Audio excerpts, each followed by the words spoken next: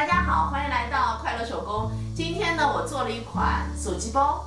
这款手机包的夹层的做法哈，我呢拍了那么多视频，这是第一次分享。这块180克的铺棉呢，长度18厘米，宽度呢10厘米。我们把铺棉对折，然后这儿两边的距离呢都是3厘米哈。我们把这个三角形给剪掉。铺棉烫好以后呢，我们需要放1厘米的缝缝哈，咱们面子一份，里子一份，叠起以后呢，沿着铺棉哈，我们把这儿给车上。包盖呢，咱们就做好了。翻到正面以后，我又车了一个5毫米的窄边哈。接下来我们准备2份材料，这个材料的反面呢，我都烫60克的浮纺衬，它的长度呢30厘米，宽度10厘米。我们准备一根尼龙拉链哈，这是单边的。这个拉链呢，在我橱窗里有。现在我们把拉链齿冲里哈，夹在2块材料中间，我们车上这条线。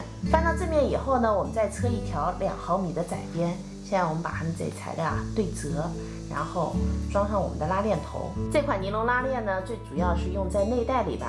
橱窗里呢有黑色和白色2种颜色哈，用起来很方便。这是咱们主体材料的铺棉哈，这是一个梯形，上面这条边呢20厘米，下面这条边24厘米，它的高度12厘米。我们需要这2个角打上圆角，用的呢是8厘米的圆。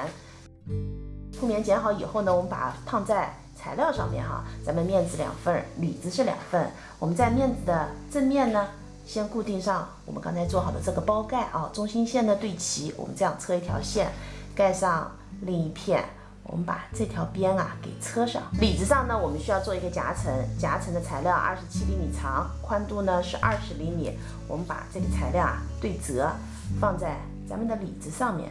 我们呢车上2条线，把这个夹层分成3等份。现在呢，咱们里子上边就会有3个夹层了。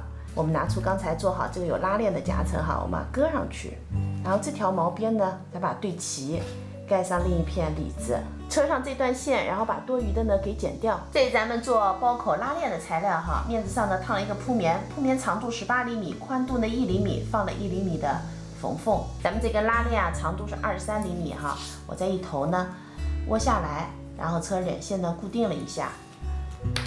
首先呢，我们把这4份材料两边呢都烫进一个缝缝哈，然后呢，把我们的拉链给分开。拉链齿呢冲里，窝个角的这儿呢和这条边对齐，然后呢盖上一片咱们的里子，车上这条线哈。这份呢我们跟另外半根拉链车在一起。车好以后呢，我们把它翻到正面，然后车上这3条窄边。接下来呢，我们把拉链边条装在里子的包口上，咱中心点把它对齐哈。车上这条线，那这片呢我们装在这儿。边条车好以后呢，我们向下翻哈，烫进一个缝缝这一圈，然后我在面子材料上2侧呢装了个低支扣，一会儿可以穿包带用哈。我们把里子搁进面子里。现在我们的包口呢就都是光边了哈。然后呢，我们整个包口车一圈。我在包盖上呢还钉了一颗摁扣。咱这个包还有一个同款的小钱包。下一期的视频内容分享给大家哈，记得呢这期视频帮忙点赞，咱们下期再见。